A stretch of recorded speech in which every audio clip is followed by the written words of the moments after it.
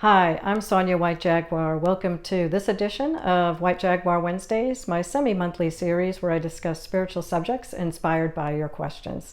This is part 2 of the series I started last time, where I read the opening of the free book I wrote as a tribute to Alan Rickman, titled A Spiritual Perspective on Cancer, the Disease That Took Alan Rickman's Life. So if you missed part 1, be sure to go back and watch that video. I talked about the Epstein-Barr virus as discussed by Anthony William in his book Medical Medium. Now I'd like to continue where I left off. Okay, first I'll go back a couple paragraphs as a refresher. My experience with Hashimoto's proved to me that Anthony William is correct. I believe that the Epstein-Barr virus indeed causes thyroid disease. Clearing the infection will heal the thyroid. Now I understand that the root cause of many so-called diseases can be microbial infections. As a healer, I have the feeling that more cancers and conditions are due to infections than the medical community realizes. While I applaud William for spreading the word about EBV, there are unfortunately many other viruses that pose serious health risks. I'd like to share what else I've learned. During the time I was reading Medical Medium, I received a routine newsletter from my health insurance company. While I'd usually just glance at the headlines and delete the newsletter, this issue had an article that caught my attention. It reads, quote, "Do you know about the link between cervical cancer and human papillomavirus, or HPV? HPV is the most common sexually transmitted infection in the United States and causes most cases of cervical cancer, according to the CDC. And since it usually has no symptoms, most people don't know they have it. What you may not know is that HPV has also been linked to other types of cancer. Those include vulvar and vaginal cancers in women and penile cancers in men. In both men and women, the virus may cause genital warts, anal cancer, and some head and neck cancers," unquote. My mother was diagnosed with cervical cancer in 2001 and underwent a grueling schedule of chemotherapy and radiation. I didn't know about HPV back then. From what I understand now, HPV causes most, but not all, instances of cervical cancer. I believe it's highly likely this virus was the cause of my mom's cancer. While HPV screenings are available, conventional medicine has no cure for the virus. I strongly recommend reading the Wikipedia page titled Causes of Cancer. It provides a succinct summary of the causes of cancer currently known by the medical establishment: genes, toxic chemicals, radiation, lifestyle, and infections are discussed at length. In the section on infections, the article states, quote, "Worldwide, approximately 18% of cancer cases are related to infectious diseases. This proportion varies in different regions of the world, from a high of 25% in Africa to less than 10% in the developed world. Viruses are the usual infectious agents that cause cancer, but bacteria and parasites also contribute. A virus that can cause cancer is called an oncovirus. These include HPV, Epstein-Barr virus, Kaposi's sarcoma herpes virus, hepatitis B and hepatitis C viruses, and human T-cell leukemia virus 1, unquote. My sense as a healer is that 50 to 60% of cancers are due to infections, not 18%, as this article says. I also believe there are far more viruses that cause cancer than the 5 identified there. This is only the tip of the proverbial iceberg. So much additional medical research is needed in this area. In speaking with Alan about it, he said, "I unequivocally agree with you." Here's an excerpt from a news article published in USA Today on October 2, 2023, about a virus wreaking havoc that most people know nothing about. I saw this article while scrolling through the news feed on my tablet one day. I don't think that was happenstance. The title is, "This virus is a leading cause of birth defects. Why isn't it screened more?" The article states, quote, "A leading cause of birth defects is a virus that many expectant parents have never heard about. That may change soon thanks to the advocacy of parents whose children suffered birth defects due to the common virus. They've made a breakthrough this week securing screenings within hours of birth for newborn babies. Cytomegalovirus, or CMV, affects more than half of adults over their lifetime, typically presenting no symptoms. even as it stays within a person's body. 1 in every 200 babies has congenital CMV at birth, according to the CDC.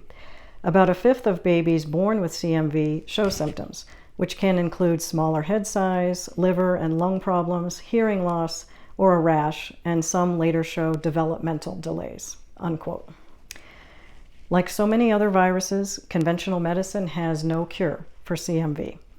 Recently, I did a spiritual healing session with an elementary school teacher. She mentioned she's worked with special needs children all her life, and she said that the number of kids with special needs has increased dramatically in recent years.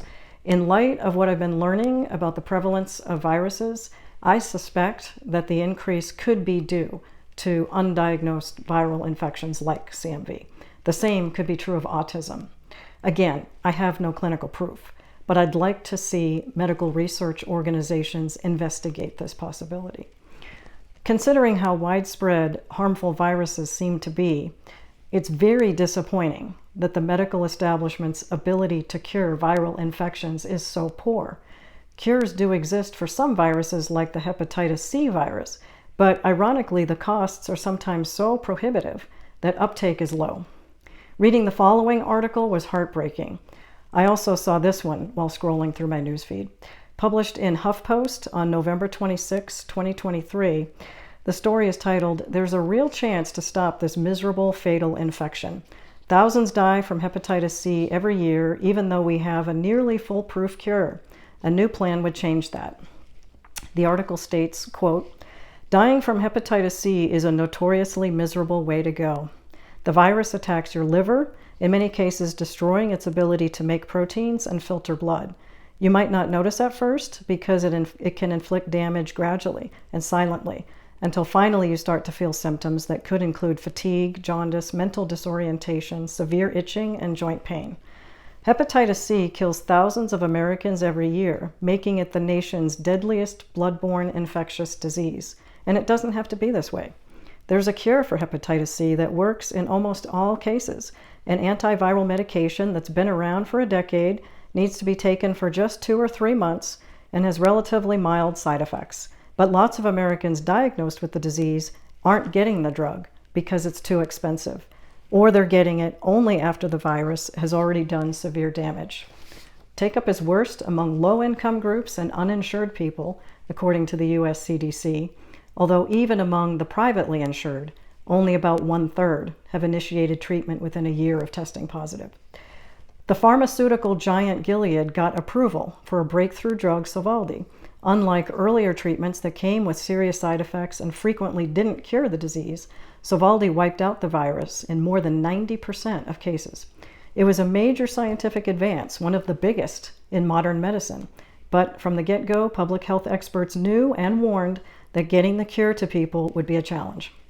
Gilead initially sold Sovaldi for $1,000 US per pill, which for a typical daily regimen lasting 12 weeks worked out to $84,000 US. That price made it a heavy expense for private and public insurers alike. A subsequent bipartisan congressional investigation concluded that Gilead's own documents and correspondence show its pricing strategy was focused on maximizing revenue, even as the company's analysis showed a lower price would allow more patients to be treated. And even when the high cost led insurers to restrict access, Gilead refused to lower its prices. Gilead responded by saying that it had priced the drug responsibly and thoughtfully, given the long-term benefits and savings from curing hepatitis C. The company said its strategy was in line with previous standards of care, unquote. The article goes on to explain a government initiative that could help to lower the cost of the drug and make it more accessible. I share this story because it's important to acknowledge the realities of the medical industry. Their focus is on developing drugs for a profit. And in some cases, like this example, the drugs are so expensive that the average person can't afford them without government intervention.